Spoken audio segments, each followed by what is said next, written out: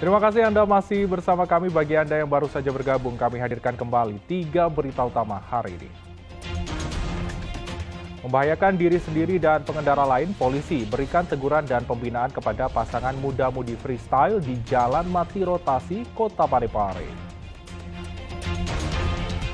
Jasad bayi perempuan ditemukan warga mengapung di saluran air Kota Makassar. Nikmati keindahan Danau Matano yang menjadi potensi wisata Desa Matano di Luwu Timur.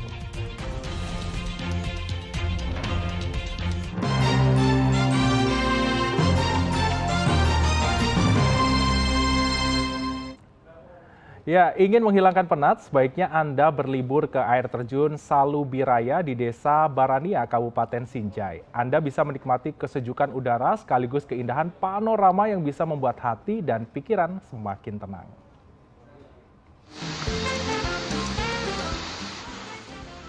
Wah, indah dan sejuk. Itulah kesan ketika mengunjungi air terjun Salubiraya di Desa Barania, Kabupaten Sinjai. Lokasi wisata alam ini berjarak 45 km ke arah barat dari pusat kota. Untuk menuju air terjun, pengunjung perlu berjalan kaki 100 meter dari pintu masuk. Setibanya di Salubiraya, pengunjung disuguhi panorama yang indah, dikelilingi hutan pinus yang sejuk. Alunan gemercik air terjun dari kaki gunung Bawah Karaeng ditambah kicauan burung membuat hati dan pikiran tenang, seolah jiwa menyatu dengan alam. Tempat ini cocok sebagai alternatif liburan, menghilangkan penat. Biasanya saat libur, akhir pekan selalu ramai pengunjung. Pemandangannya bagus sekali dengan adanya pemandangan itu sangat sejuk sekali dan indah. Baru kali ini Bu. Baru kali ini. Ya. Ibu sangat terkesannya? Iya, dengan kedatangan saya di sini sangat sejuk sekali rasanya. Melihat ini ya, Iya. baru pertama kali Bu ya. Iya. Kalau Ibu sendiri dari mana? Dari Sinjai Barat, DC Kelurahan Tasibilu. Untuk masuk air terjun Salubiraya, pengunjung masih tidak dipungut biaya alias gratis. Namun di tempat ini belum ada warung, sehingga pengunjung sebaiknya membawa bekal makanan dan minuman. Andi Muhammad Sardi melaporkan dari Kabupaten Sinjai. Kita ke informasi selanjutnya, kesejukan dan keindahan Danau Matano menjadi potensi wisata Desa Matano di Kabupaten Luwu Timur yang perlu dikembangkan. Desa Matano masuk 50 besar nominator Anugerah Desa Wisata Indonesia tahun 2022. Sejuk dan indah, itulah kesan yang dirasakan saat mengunjungi Danau Matano. Salah satu danau terdalam di dunia ini menjadi potensi wisata Desa Matano di Kecamatan Nuha, Kabupaten Luwu Timur. Selain olahraga air, pengunjung juga bisa menikmati peninggalan peradaban masa silam, kerajinan khas, dan beragam kuliner menggugah selera.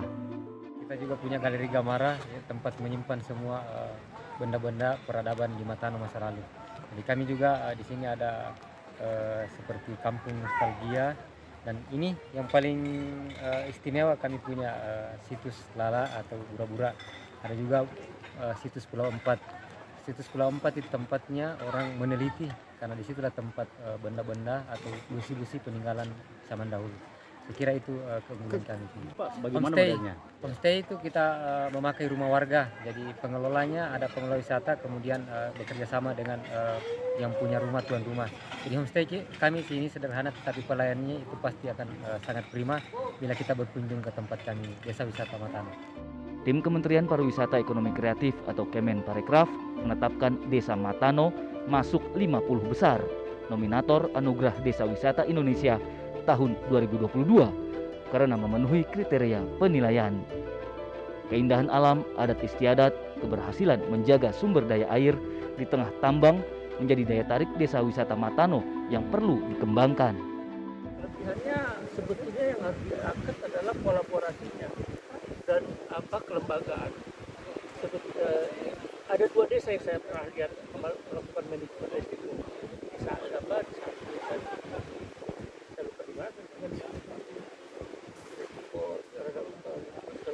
dikelola dengan baik. Kemudian kelembagaannya juga dan kerjasama, kelembagaan itu kerjasama ya. dan juga adat istiadatnya menjaga sumber-sumber air, kemudian sehingga lingkungan terjaga. Jadi di isu pembangunan berkelanjutan, pembangunan wisata berkelanjutan, 3 komponen utamanya seperti 1, memberikan manfaat secara ekonomi, 2, adat sosial budayanya nggak berubah, dan lingkungannya terjaga. Jadi ada manfaat lingkungan, manfaat sosial budaya. Pengembangan potensi desa wisata Matano bisa meningkatkan kunjungan wisatawan lokal dan mancanegara. Saat ini jumlah wisatawan Nusantara melebihi target 700.000 orang. Harapannya tahun depan bisa menembus target 1 juta wisatawan. Wahyudi Baso melaporkan dari Kabupaten Luwu Timur. Kita beralih ke berita semarak Piala Dunia 2022. Beragam cara unik memeriahkan Piala Dunia 2022. Sejumlah warga di Makassar memasang bendera tim kesayangannya di depan rumah.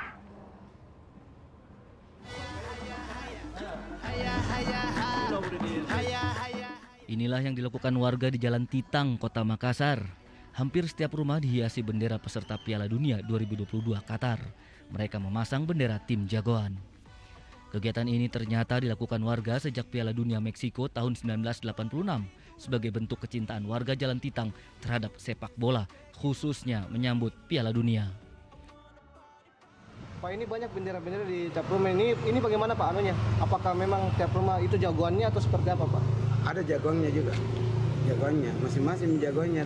Berarti di rumah itu pasang bendera masing-masing jagoannya Pak? Jagoannya iya, kecuali kalau ada yang kayak tidak mampu baru ada bendera yang bikinkan kan. Kalau ada orang yang tidak kayak begini, ini Jepang ini kan bukan ini, hanya kasih rame mami toh, lebih. Ini kalau masing-masing ada jagoan. Berapa lama nanti? Selama 1 bulan. Selama perhelatan Pak? Iya, perhelatan. Tapi ini sejak kapan dipasang ini Pak? Ini 2 minggu yang lalu. 2 minggu yang lalu. Iya. Mulai dipasang. Terus kami yang pasang pertama ini 2 pancing ke orang, kan biasa dipancing ke orang baru anu. Terus nanti bagaimana sistemnya ini Pak?